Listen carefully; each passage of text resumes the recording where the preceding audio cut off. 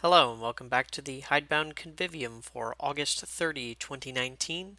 It is the last video of the month and it is also Friday, which means I have to share my own opinions with you guys. Rather than giving an essay, which is what I normally do on Fridays, I decided that I was going to compile a list of topics on futurism, specifically those that are about emerging technologies that are said to be influential in the next 20, 40, 60 years.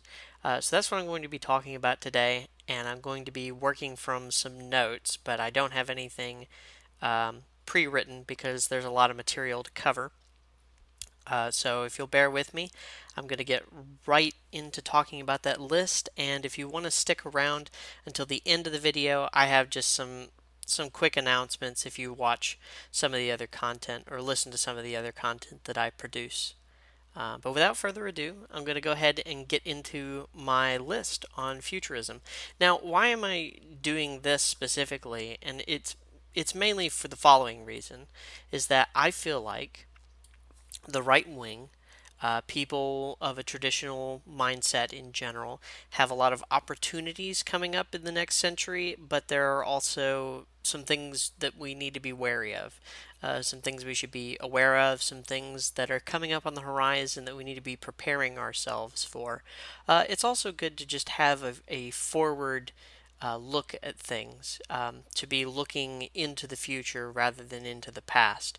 Because what we want to do, of course, is we want to take our affinity for the past and we want to project it into the future in such a way that it will perpetuate itself. So, the topics that I'm going to be covering are 3D printing, artificial intelligence, commercialized cloning, in vitro fertilization, ethics of autonomous machinery, the internet sex culture, the entertainment fandom complex, big tech, virtual reality, future demographics, wireless banking, transhumanism, cyborgism, and body sculpting, and 21st century food science. So, if any of those sound interesting to you, there will be sort of title cards flash up on the screen, and you can sort of mouse over the video. If you want to skip to a particular portion, you should be able to find it rather easily if you mouse through the timeline. But I'm probably not going to bother to put timestamps in the description. But anyway, so our first topic is 3D printing and the decentralization of industry. And this is actually something that I'm really excited for. Maybe I have too much optimism for this upcoming technology, but 3D printing, I think, probably more than anything that is on this list, is going to be something that the right can really take advantage of and use. And why do I say that? Well, it's a technology that's still in its infancy, but I think it shows a lot of promise. After all, if you remember, recently there was fighting in, I think, the California Circuit Court over whether they could ban blueprints of guns proliferating on the internet so that people could 3D print uh, plastic firearms, essentially, like, functional plastic firearms. And so that already demonstrates that 3D printers are capable of manufacturing somewhat complex tools.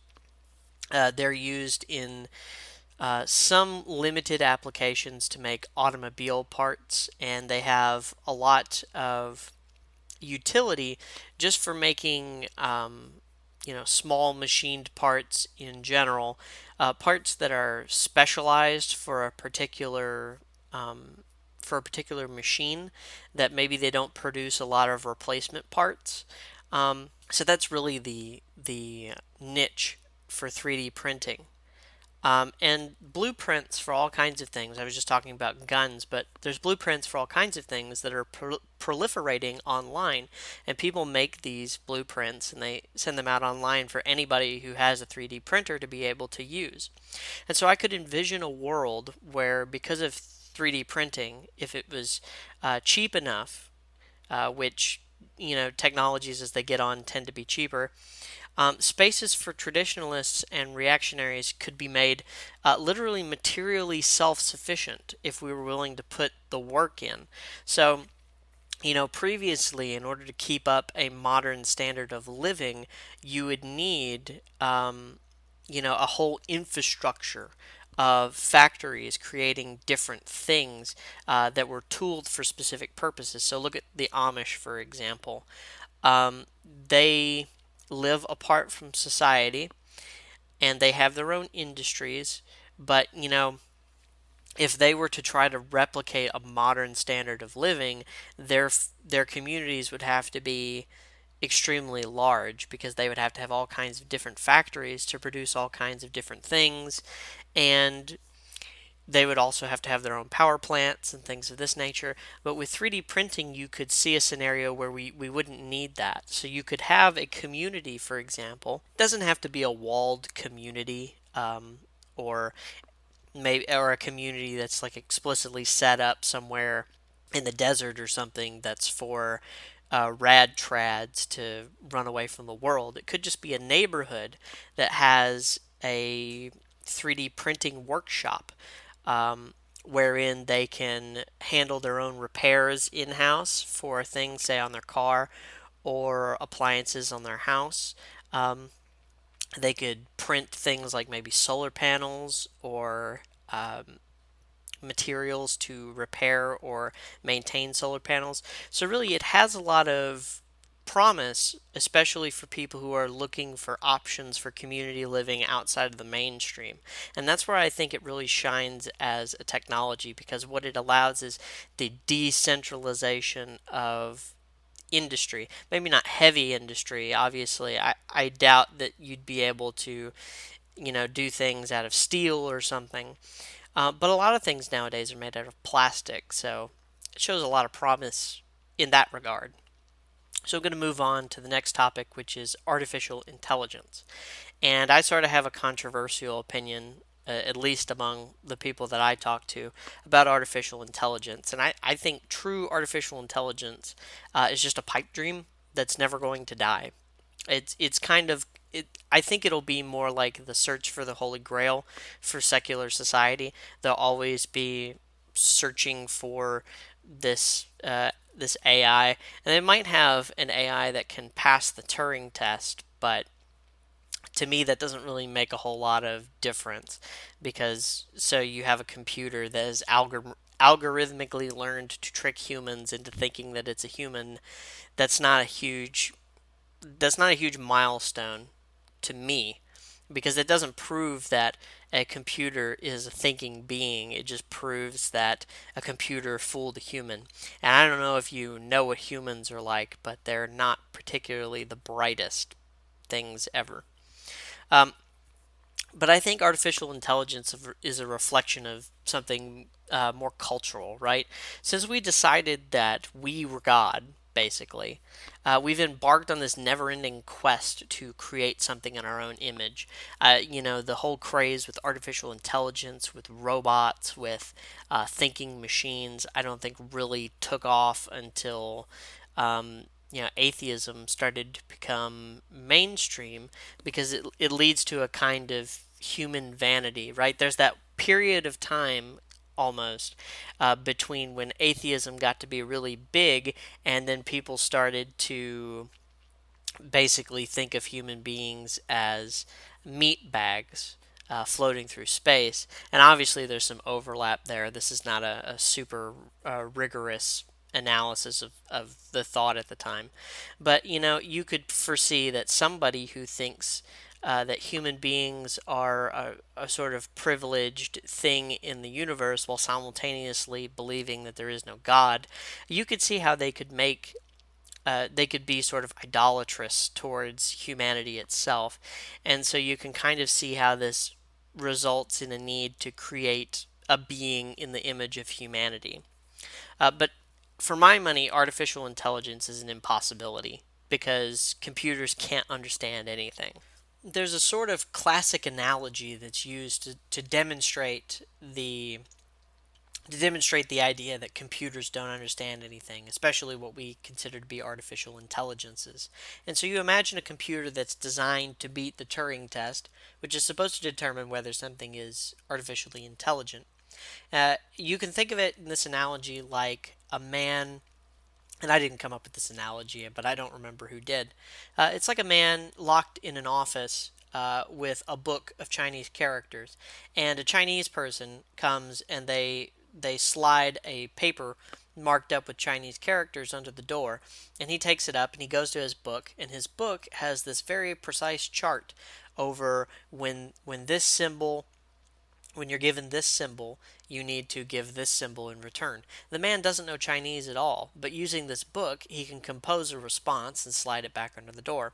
And when the Chinese person looks at his response, he might not be able to tell that he's not talking to another Chinese person, depending on how well the book that the man in the office is reading off of was designed to simulate Chinese conversation.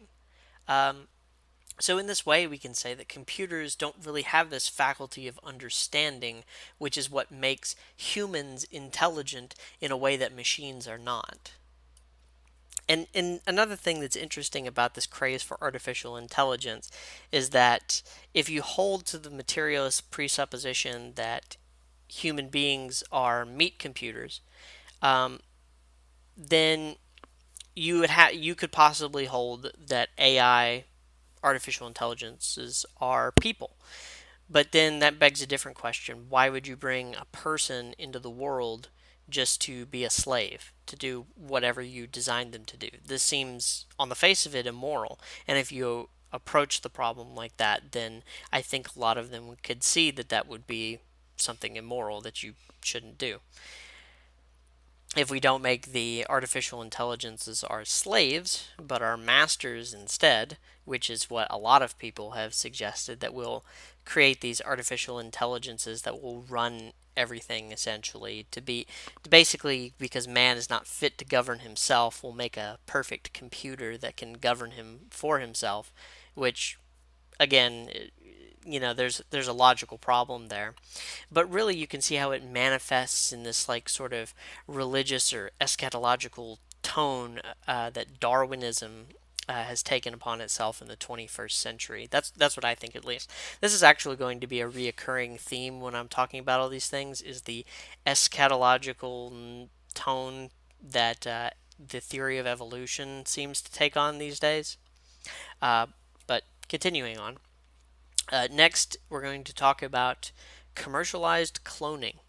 Um, and I don't have a ton to say about cloning other than really it's just an utterly abominable practice. If you think of cloning in the sense of creating human beings in labs, I don't see cloning as being really big in the near future though, simply because the one thing you might want clones for that I can think of is to harvest them for organs, right? Because if you can make a clone of yourself, they would have all the organs that you need, and when your organs begin to fail, you could harvest them from this clone of yourself and have healthy organs that your body wouldn't reject. But this seems kind of preposterous to me because artificial organs are cheaper and they're oftentimes better. So I don't know why you would bother cloning an entire human being for this reason. And I guess you could use the cloning process for livestock, but I don't really know why you invest so much time and energy in doing something that occurs naturally, in the sense that livestock reproduce naturally, so there's really no reason to clone them other than just it being a scientific curiosity, which, scientists are known to do ghoulish and terrible things to satisfy their curiosity. So, I guess that's my piece to say on cloning. A sort of related topic is in vitro fertilization. I believe it's safe to assume that in vitro fertilization will be the most popular way of giving birth to children in 50 years, and it's perhaps going to be the only legal way in 100 years, especially in authoritarian regimes like China. And that might actually end up being a conservative estimate.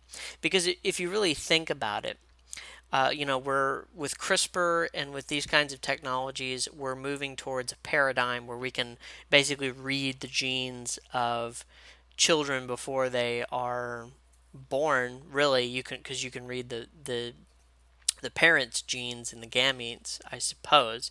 Um, But IVF really, it affords you a really good way to do gene therapy, right? Because the common practice is to take thousands of fertilized eggs and to analyze them and find which ones are the best candidates, attach those, and leave the rest, right? So the church has come out against the practice of IVF because, as you may well know, in the Christian view, life begins at conception. So in these IVF clinics, when they take these thousands of fertilized eggs and they throw them in the trash or whatever they do with them, um, they're basically throwing away human life. And herein lies the big problem with IVF is that it's ghoulish, it's terrible, and as Christians or as traditionalist dissident writers, we need to be pushing against IVF. But IVF is a much harder political battle than abortion. And here's the thing, we can barely win because like we're barely winning the abortion debate. And what is the abortion debate? But, talking about whether we can kill babies in the womb and you can show them graphic pictures of, the aftermath of an abortion. The movement has to focus basically all of its available energy in combating it in the next few decades. It's going to be an uphill battle because zygotes are a bit less likely to elicit pity than fully formed babies. So ultimately, the only way I think we're going to fight this is to form a counter narrative centered around the goodness of the marital act and especially the integrity of human procreation unassisted by technology. That's going to appeal to some people. It's not going to appeal to other people, as you can well tell. And really, we don't want to convince everybody necessarily. I mean, we do, but what we really want to do is convince enough people that we can carve out a legal protection so that those of us who object to the practice are not forced to undergo it.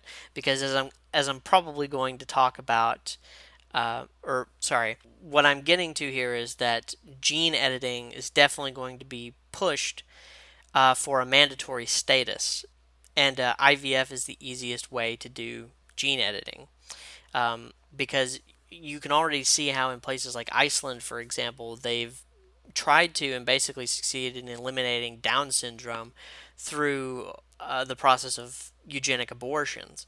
But in the future, it when we have this technology where we can read the genome of a child and identify all these potential loci of disease, it may end up being a crime to bear a child with a disability, given that we would potentially have the technology to stop it. Because, again, our society doesn't really value people who have disabilities, or at least they value them in a different way than Christians would.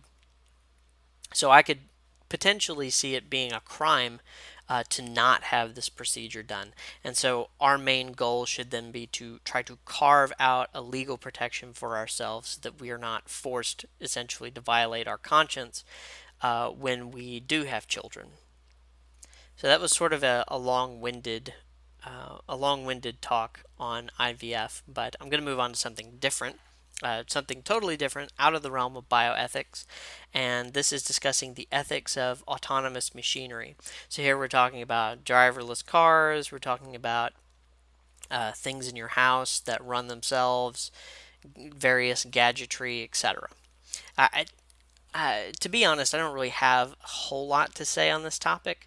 I think two things can be true at once. Machines have a much smaller fail rate than humans, especially, and I'm talking here specifically about autonomous vehicles, um, especially if they're integrated into some kind of multi-vehicle traffic network, right? If cars, for example, if driverless cars are integrated into some kind of network where they can all see each other in like a real-time map or something, I completely believe the claims that they make that they have a smaller fail rate than human drivers because humans are bad at driving vehicles, especially on the highway at 80 miles an hour. But this is also true. Allowing your car to drive you around is a level of dependency on the machine that human beings have never had. And I think it bodes ill for humanity. So let's get the obvious problem out of the way. The obvious problem is, what if the car gets hacked, etc.? What if the powers that be can disable your car or drive you head on into a truck? There is there's reasons to be worried about that, right? But I mean, if somebody really wants you dead, I don't think the driverless car is going to be the necessary ingredient. If they want you dead and you don't use a driverless car, they will still find a way to kill you. Trust me. So keep that in mind.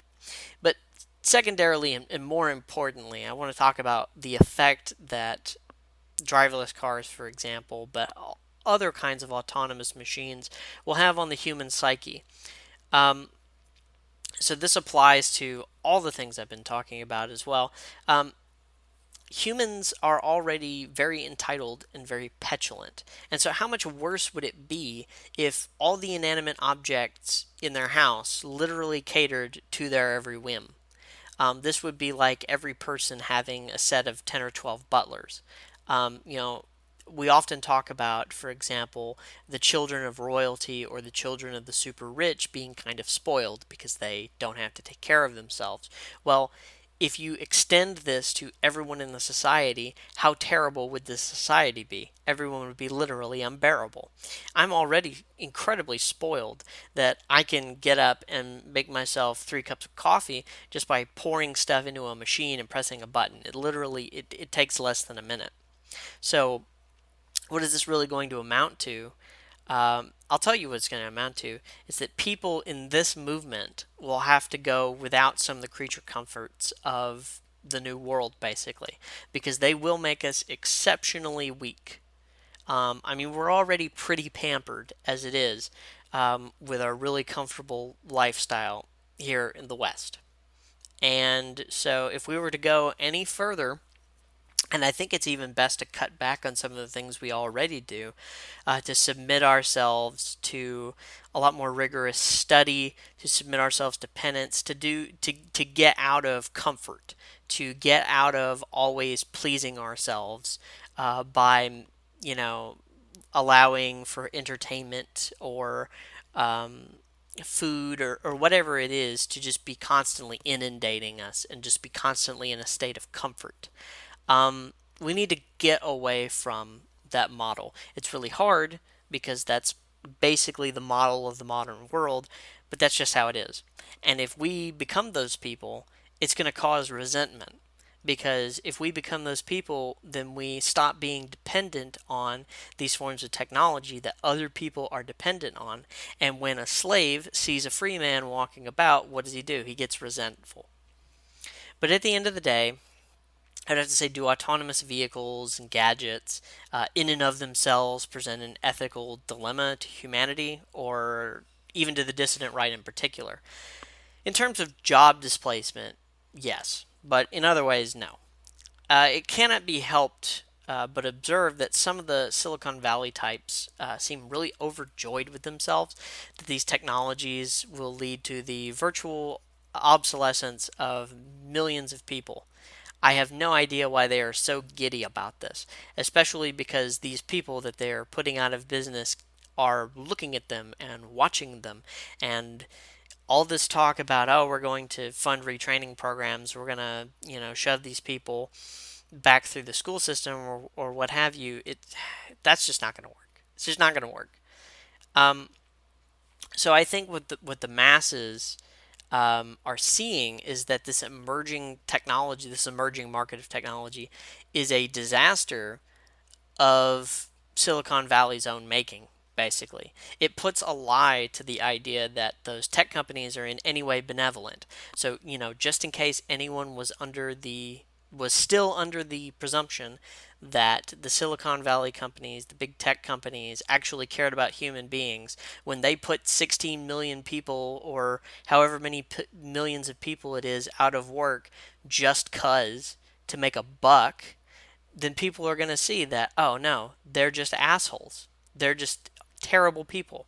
They will see that the relationship between them and big tech is purely extractive. And the masses will come to say this of the capitalist system as a whole, and they already are to a really great extent because they've been, burned by old industry, banks and factories and mines and places where people used to work and used to get, financing and things. And now when you turn to big tech, you're getting burned in the exact same way. It seems obvious that they just want to bleed you dry. So the challenge for the right then is going to, and I'm straying a little bit into talking about big tech here, and I'm going to return to it later, but the challenge will be harnessing that sentiment, which the right is poised to do, because right now the left is in bed with global capital.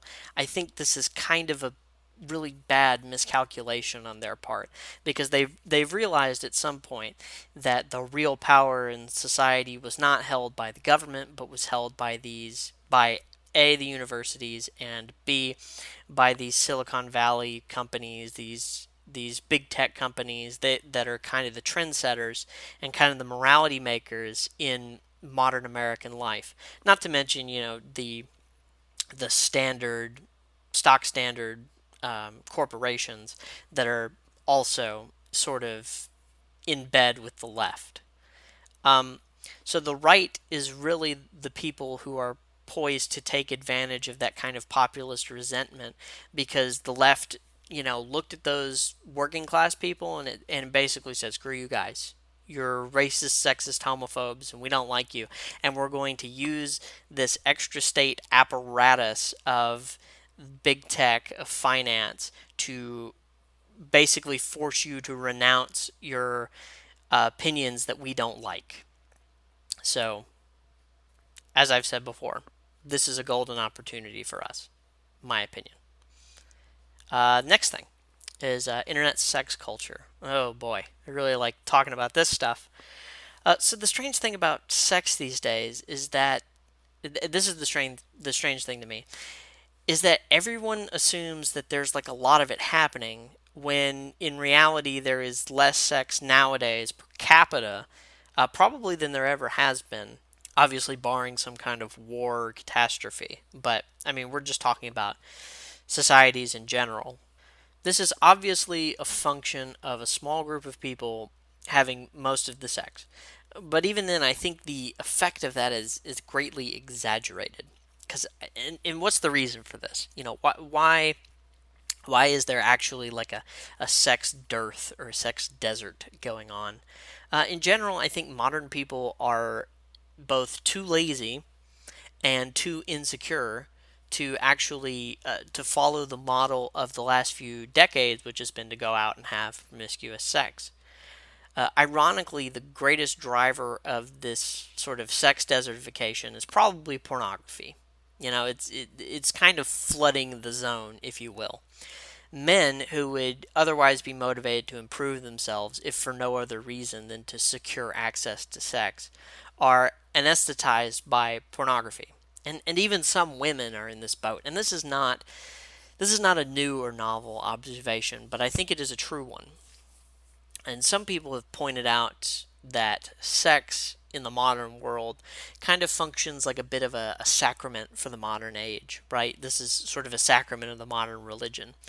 Fashionable people, people who have good looks and they have fashionable opinions, are afforded privileges that the masses do not get.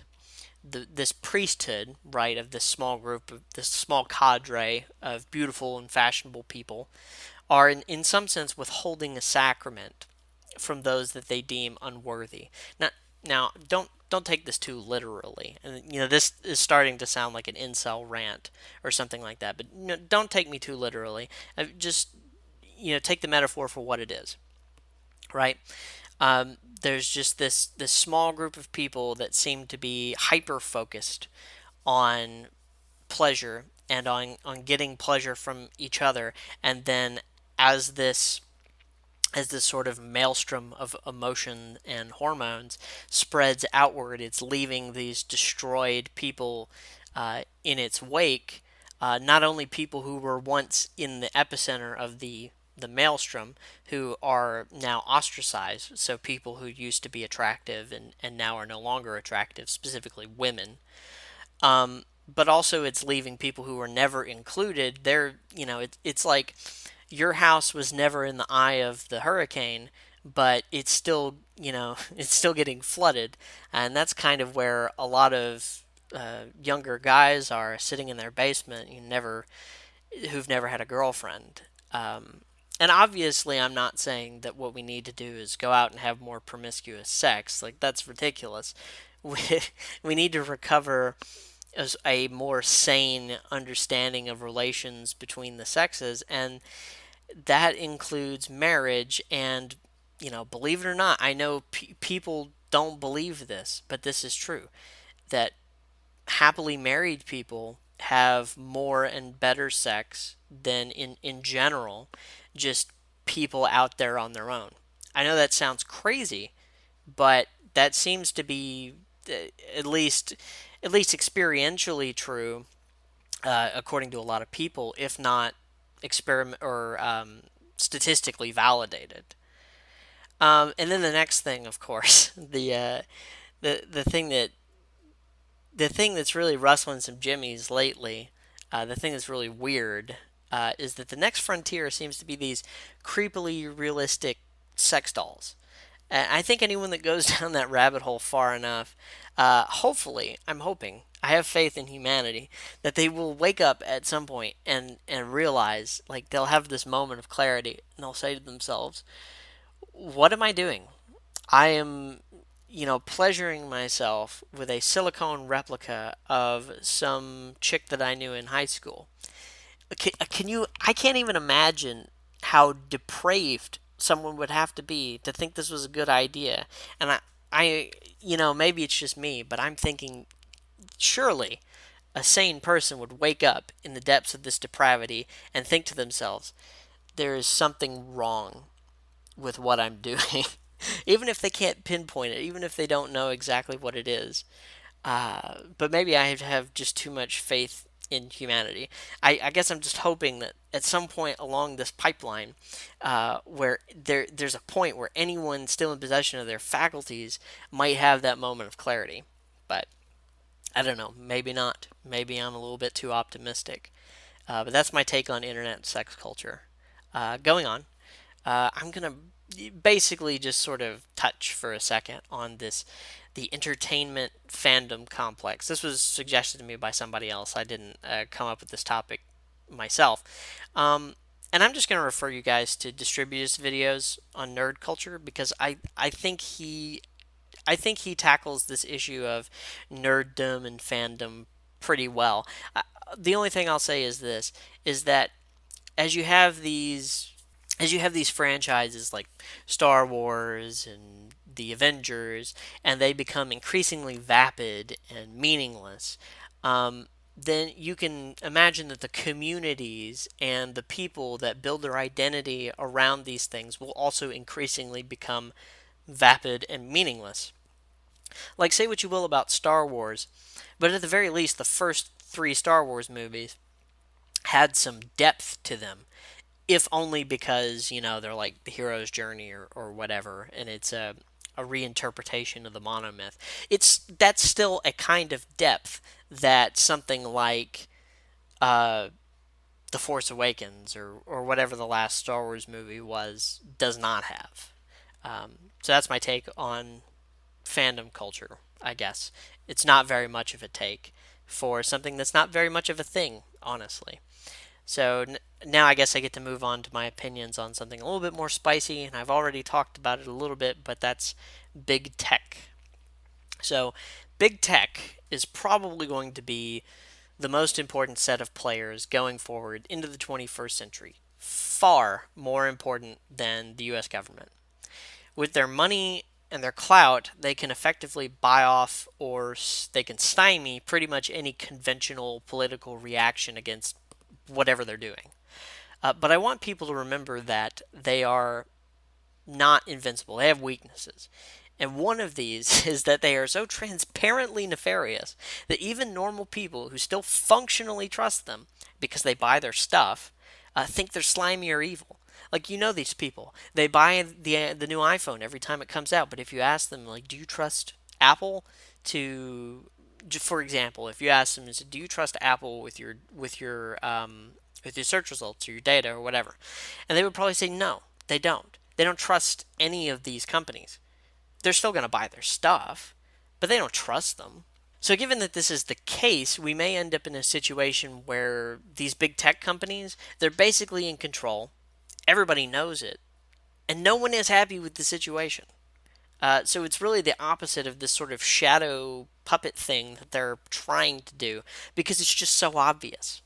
Uh, and given that they're quickly transitioning from being merely business entities to being political entities because of, for example, the recent bannings and their attempt to curate things like YouTube, uh, I don't think they're really competent to run the facade that they're putting up.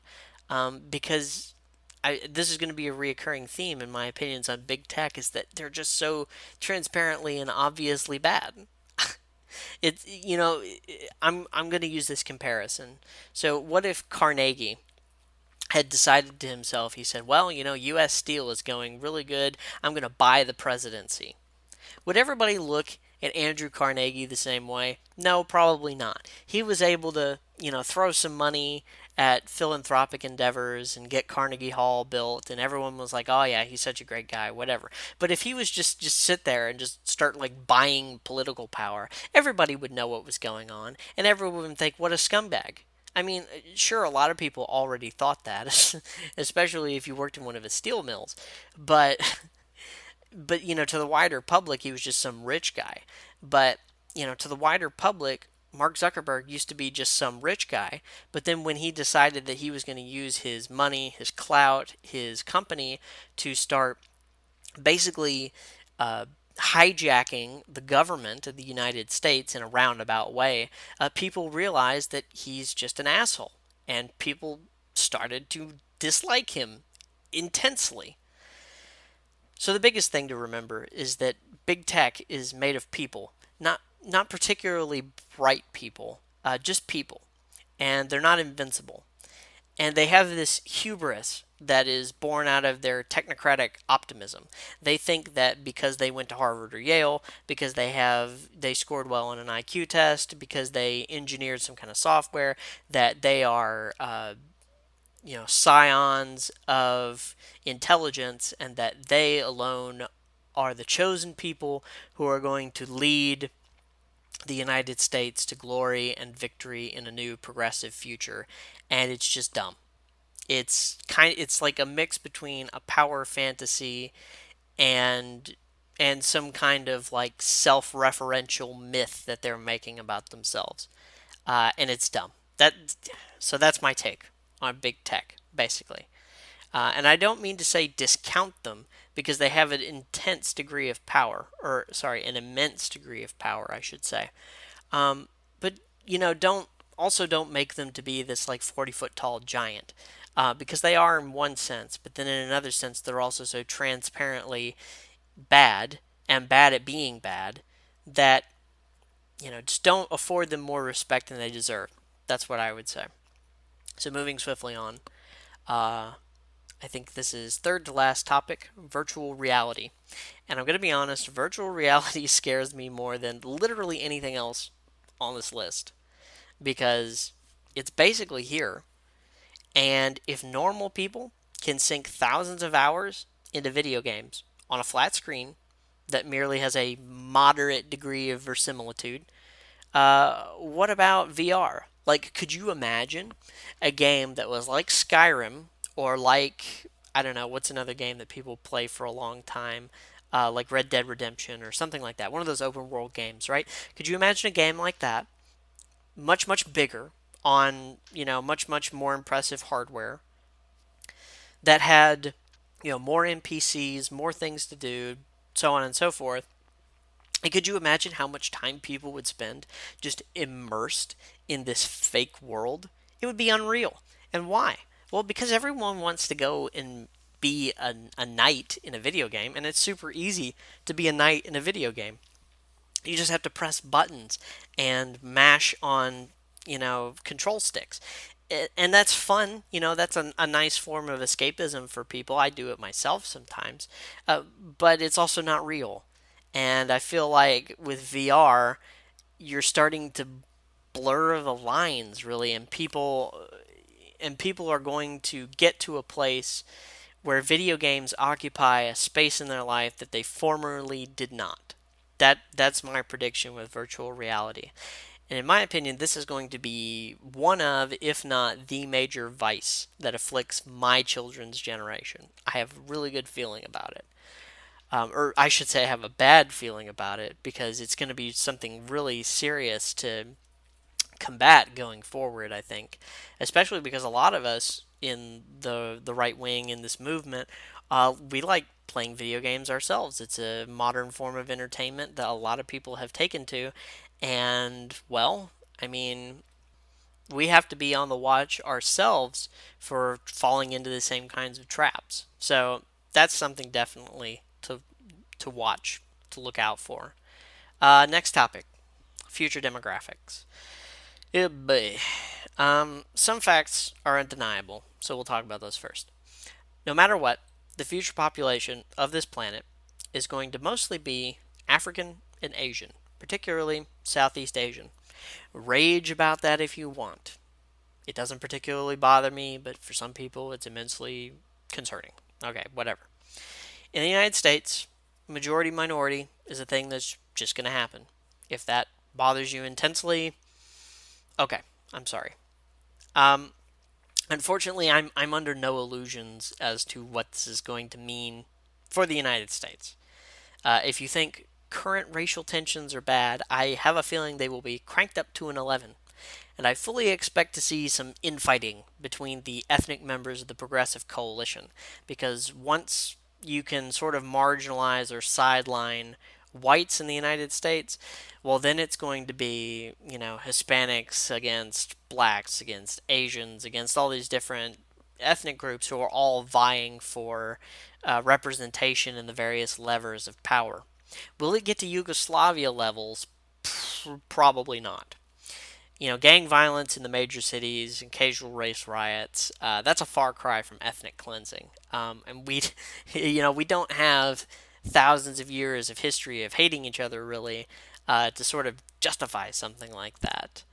But I personally don't care about specific racial grievances.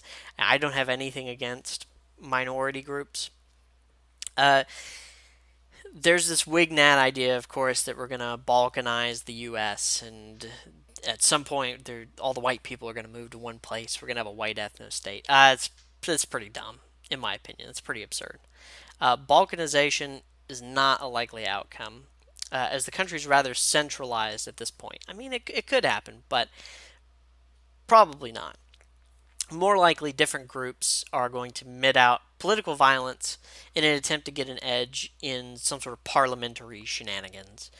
So you might have, for example, different tribes. I don't mean tribes in the pejorative, just different groups of people who are maybe having feuds with each other, trying to get political power in, over a town, for example.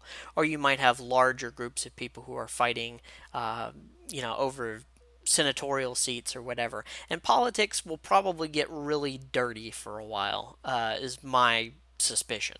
And it won't just be along ethnic lines, although that'll be an important fault line. Um, really, I don't have a very optimistic outlook for the United States in the next little while, and I think it'll be a lot more like, say something like a Machiavellian Renaissance Italy, just with all of the states, sort of still together, because I really don't see any sort of insurrection against the central government as succeeding. I don't see any of the states breaking off from the union. I just don't think it's likely to happen, and the immense power of the central government to mete out policy is what is going to really, more than anything else, what's going to keep it together, because all these different groups are going to be fighting over it because they want to be able to ram their their policies down everyone else's throat. And you can't do that if everyone's all split up into different countries, remember? So that's why I would say the central government would be most likely to say, or to stay rather. Um, an unintended side effect of demographic change, and by this I kind of mean uh, not only the changing ethnic makeup of the human race, but also the changing numbers of people on the planet. So, an unintended side effect of this is going to be a complete collapse of the narrative that Europeans are despoiling the planet, because it will just become evidently not true. Just manifestly, to the eyes of any casual observer, not the case. It's already untrue, right? But by 2050, it'll be pretty much blatantly obvious that the global south has a resource consumption problem, not the United States or Europe. Is this partly due to the West pushing for an unachievably high standard of living for everyone, including those people? Yes. Yes. Partly, I wouldn't say we're 100% to blame, but part of the reason why we're going to have this problem is because we have somehow projected our hopes of what West Africa could be onto the West Africans themselves, and I think that's going to have pretty disastrous results if I had to guess. Um, a related question is that given the church's stance on contraception, how can we possibly hope to have a compelling answer to the problems brought on by a population of 10 billion? That's a really good one, actually. The the fir- the first response I have, and it's sort of a cheeky response, but you can sort of bear with me here. Is you may know that Groucho Marx, he used to have a show called You Bet Your Life, and there's sort of an apocryphal exchange that he had on this show with this woman who talked about how she had 20 children. And when he asked her why she had 20 children, she said that she just really loved her husband. And his reply, which supposedly was edited out of the episode, was that he likes to smoke his cigar too, but sometimes he takes it out of his mouth. So, that's a sort of tongue in cheek response, right? But I think that may be the response that we need to have towards these growing populations is that I know you may love your wife or love your baby mama or whatever it may be, but sometimes you do need to take the cigar out of your mouth. So that's the cheeky response. I guess, the more the more measured response would be something like, could we try to settle on the surface of the ocean? Could we try to push space travel, have space colonization? And then if you're connecting this issue to the church, you run up with issues of like, there's a lot of Christians who are nervous about space travel because for them this messes up Christian eschatology. I don't think it does, but for some of them this is a sticking point. And I would just say space travel and space colonization is cool, and we should do it regardless of whether we actually need to or not, because living on Mars is cool, and there's no reason not to do it.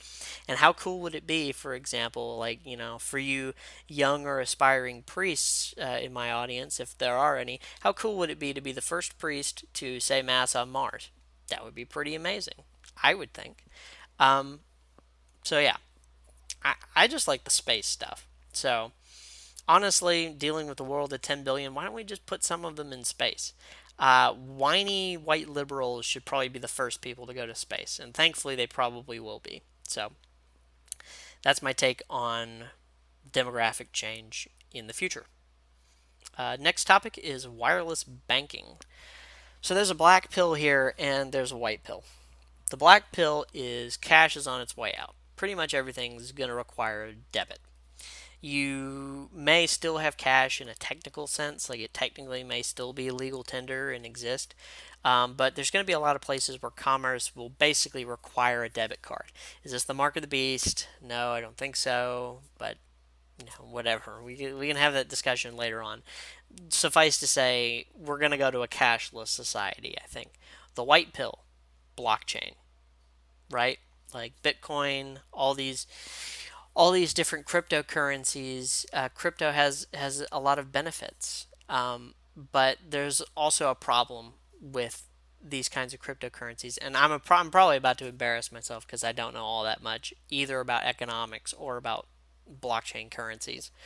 But see, the problem with blockchain currencies, they're kind of antithetical to the powers that be. Why? Well, a cryptocurrency is not like a regular currency that's sort of somewhat controlled by a central bank. The United States can basically print as much money. Sorry, the United States government can print as much money as it wants to pay off its debts. It can just inflate the money supply constantly. If you were to go to something like a blockchain currency, you really couldn't do that in a reasonable amount of time. I've had some discussions with people who talked about this, who said there might be a way that the government could sort of exploit blockchain mining. But to my mind, I think that that this kind of technology is sort of antithetical to the current way that governments structure their monetary policy, and that's why it's just never going to be adopted by governments. That's my opinion, because it doesn't allow them to just print money on demand, which is what they need. So that's my extremely um, that's my somewhat blackpilling take on wireless banking, because the black pill stands, the white pill not so much. So the next topic is transhumanism, cyborgism, and body sculpting. So transhumanism, as you may know, shares a root with transgenderism. Uh, and the word trans actually just means beyond. A lot of people, and I think a lot of transgender people actually are also under this assumption that trans means from one to the next. But you can also interpret it as being beyond. So someone who's transgender is beyond gender. And frankly, there are some that talk that way. And really, that's what they're talking about. They're beyond gender because gender is something that is now subject to their will, where previously it wasn't. Of course, gender is a made up word, but we're going to go with it for the time being. And it's the same sort of thing with transhumanism. It's just the endpoint of trans. So, we're going to go through this process where we may be transgender, and then we may be trans aged. Some of us are already trans race. We're going to be trans everything, and then we're going to be transhuman. The goal of transhumanism is to go beyond the things that constrain us, and our humanity is going to be the last thing that constrains us.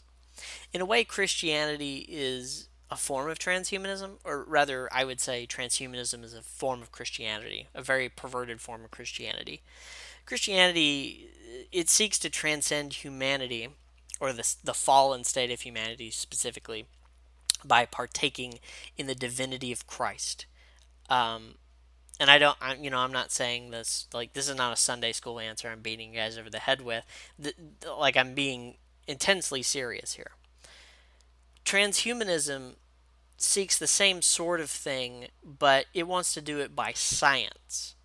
Transhumanism really is a lot like the Eastern religions, and some people are probably going to say I don't know anything about the Eastern religions, and you're probably right.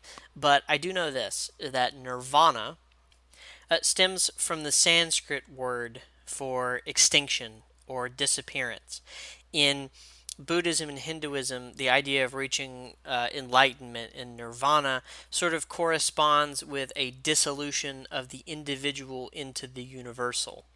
And so that's really kind of how transhumanism works. And I'll try to explain because transhumanism ends in a specific kind of eschaton where all individual distinctions are gone. And here I'm talking about the singularity. So the singularity is similar to nirvana in that way. So in this continuity from human to transhuman to the singularity, really evolution, the process of evolution, is seen as almost a spiritual force or a process of refinement. So in this paradigm, cyborgism is a middle step. But that's a lot of high and lofty intellectualizing. Really, what you want to hear me do is beat up on the furries, beat up on the people who want to cut their hands off and replace them with paws. And about those people, I just say it's really amazing how our society can normalize every single pathology and pathologize every single normality. They literally can take the entire world and turn it literally upside down. It astounds me sometimes. Like and the furries are a great example of this. God bless their hearts. They need serious help. That's my personal opinion, and every single one of you should be praying for the furries. That's that, and that is my final opinion on the furries, and that's the end of my commentary on transhumanism and related topics. Which brings us to the last topic, which is 21st century food science, which kind of almost sounds like a Jeopardy category. But I know you guys all want me to talk about the bug question.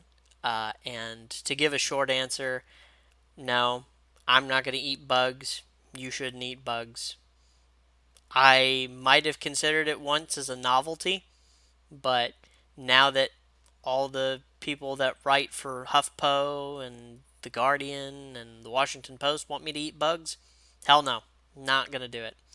Now, I will say that genetically modified food, food crops, they're really important for the sustainability of the planet.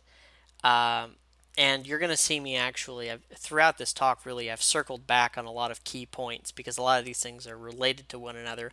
I don't even think that, we've been able to keep pace with population growth in part by opening up more farmland, but also by increasing yields by using things like fertilizer or genetically modified crops. I'm not even sure that I'm not even sure that genetically modified crops can help us too much, after like a century, because there're just going to be too many people, really. Uh, so we may end up eating yeast meat, like in those Asimov short stories. If you ever read these Asimov short stories, it shows up in a couple of them where they have these big vats of yeast, and they take the yeast and they synthesize it and make it into imitation meat. And apparently, according to these characters in this made up story, it tastes delicious. But as for myself, I will see it when I believe it. Uh, what really confuses me is why white liberals have really seized on this issue. But I think it's probably related to the ridiculous indignation and faux moral outrage of vegans. And here's why I think that. Because I suspect that a lot of them are closet vegans, or they aspire to be vegans. Um, so they want to have the sense of moral superiority that accompanies a vegan. They just like to eat meat, and so like all vegans, they want to do it out of a sense of superiority. Um, but for now, though, I would say don't let anyone begrudge you your hamburger. You eat that cheeseburger like a champion, sir. And that brings me to the end of this nearly hour long journey into all of my really inconsequential opinions about the pressing issues of the 21st century, lads. So, the point of this video really was so that you guys could listen to some of my thoughts sort of protracted on various issues, and so that you could quibble and argue with me over things that I've said that are dumb, because there's probably going to be a few. But that's what that's what the internet is for, right? It's to put your ideas out there in front of a bunch of people so they can tell you how stupid you are. Um, so this is an exercise in that today, gentlemen. And oh, one more quick announcement before I go. Uh, Next Monday in the States is Labor Day, or so this coming Monday is Labor Day. And normally there would be a Bible podcast coming out, but there isn't going to be one on Monday because I'm taking Labor Day off. And that, I guess that includes making videos as well. So my Bible podcast will be back the Monday after, and you can expect regular content for Wednesday and Friday that week. But anyway, guys, thank you for listening. This has been the Hidebound Convivium. God bless.